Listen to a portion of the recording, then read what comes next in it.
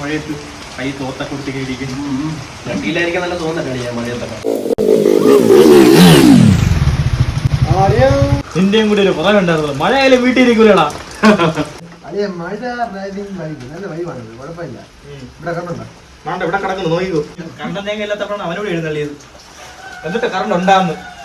എന്തായാലും നീ വന്നു, നമുക്ക് എന്തായാലും മഴയല്ലേ, നമുക്ക് എന്താ നൊസ്റ്റാൾജി സാധനം പിടിച്ചല്ലേ. നിങ്ങളവിടെ പിടിച്ചോണ്ടിരിക്കും, ഞാൻ പറ്റി പെടുത്തിട്ട് വരാം. നല്ല തണുപ്പ്. പിന്നെ